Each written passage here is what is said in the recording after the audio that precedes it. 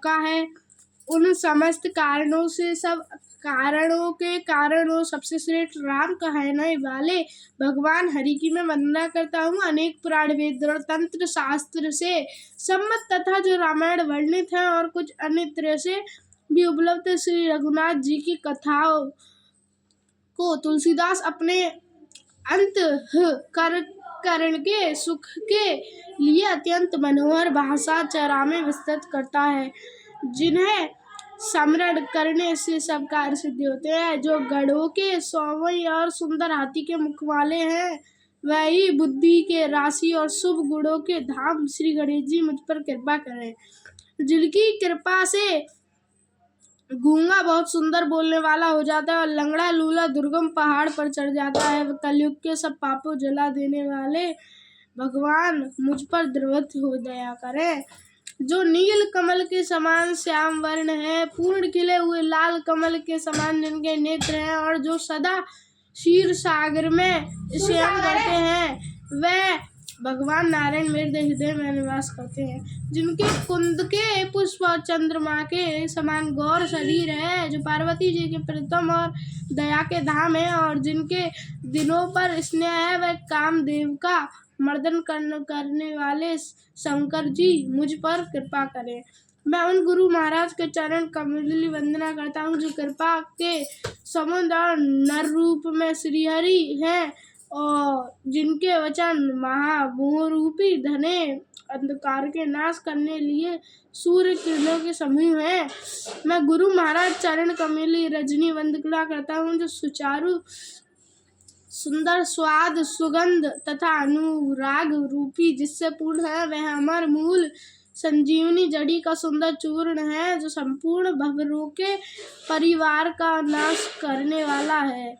वह रज सुकृति पुण्यवान पुरुष रूपी शिवजी के शरीर पर सुशोभित निर्मल विभूति है और सुंदर कल्याण आनंद जी की जननी है। भक्त के मन रूपी सुंदर दर्पण के मेल को दूर करने वाली और तिलक करने से गुणों के समूह को वश में करने वाली है। श्री गुरु महाराज के चरण नखोगी ज्योति मध्योगे प्रकाश के समान है, जिसका स्मरण करते ही हृदय में दिव्य दृष्टि उत्पन्न हो जाती है। वह प्रकाश अज्ञान रूपी अंधकार का नाश करने वाला है। वह जिसके हृदय में आ जाता है उसके बड़े भाग्य हैं। उसके हृदय में आते ही हृदय के निर्मल नेत्र खुल जाते हैं और संसार रूपी रात्रि के दोष दुख मिट जाते हैं। और राम चरित्र रूपी मणि और मणिक के गुप्त और प्रकट जहाँ जो जिस खान में है सब दिखाई पड़ने लगते हैं। जैसे सिद्धांत को नेत्रों में लगाकर साधक सिद्ध और सुजान पर्वतों वनों और पृथ्वी के अंदर कौतुक से ही बहुत सी खाने देखते हैं। श्री गुरु महाराज के चरणों रज कमल और सुंदर न्यामनत अश्वन है, जो नेत्र दोषों का नाश करने वाले हैं। उस विवेक रूपी नेत्र को निर्मल करने में संसार रूपी बंधन से छुड़ाने वाला श्री रामचरित वर्णन करता हूँ।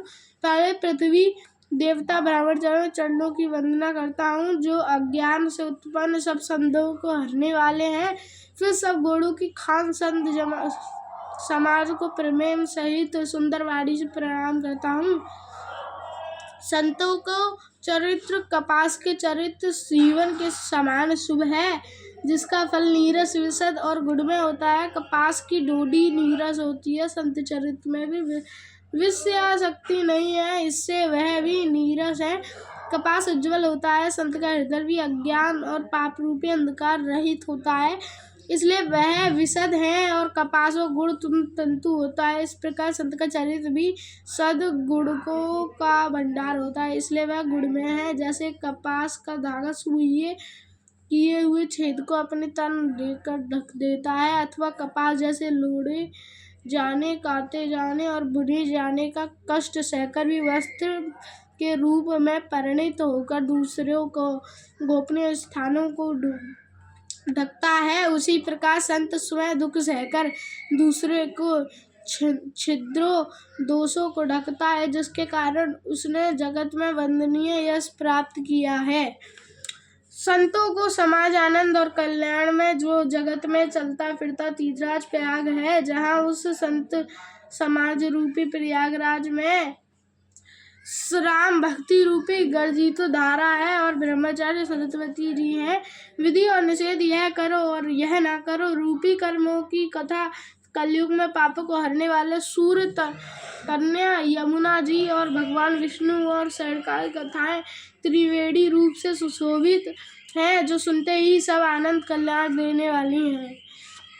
अपने धर्मों में जो अटल विश्वास है वह अक्षयवट है और शुभ कर्म ही उस तीर्थराज समाज परिवार है। वह संत समाज रूपी प्रयागराज सब देशों में सब समय सभी को सहज में प्राप्त हो सकता है और आदर पूर्वक सेवक करने से कलेशों को नष्ट करने वाला है। वह तीर्थराज अलौकिक और अकथनीय है एवं तत्काल फल देने वाला है। उसका प्रभाव प्रत्यक्ष है।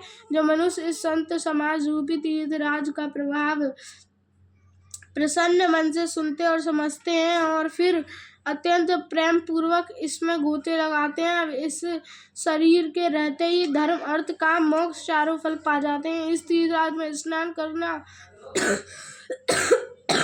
तत्काल ऐसे देखने में आते हैं कि कोयल गोयल बन जाते हैं और बगले हंस, या सुनकर कोई आश्चर्य न करे, क्योंकि सत्संगी महिमा छिपी नहीं है। वाल्मीकि, नारद जी और असिंद अपने मुखों से अपनी होनी जीवन वृत्तांत कही हैं। जल में रहने वाले, जमीन पर चलने वाले और आकाश में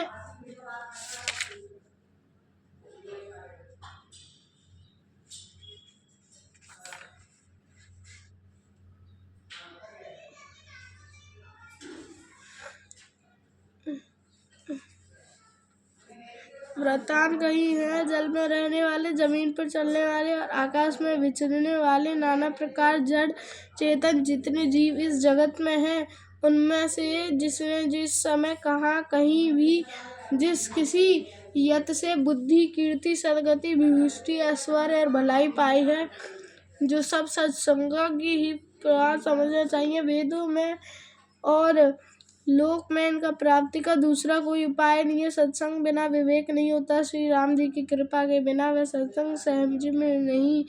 सत्संग ही आनंद और कल्याण की जड़ है। सत्संग की सिद्धि प्राप्ति फल है और सब साधन तो फूल है। दुष्ट भी सत्संगति पाकर सुधर जाते हैं, जैसे पारस के स्पर्श लोहे सुहावना हो जाता है, सुंदर सोना बन जाता है, किंतु देव योग से ब्रह्मा विष्णु शिव कहीं कवि और पंडितों वाणी भी सहित करने में संकुचती है। वह मुझसे किस प्रकार नहीं कही जाती, जैसे साग तरकारी बेचने वाले मड़ियों के गुड़ समूह।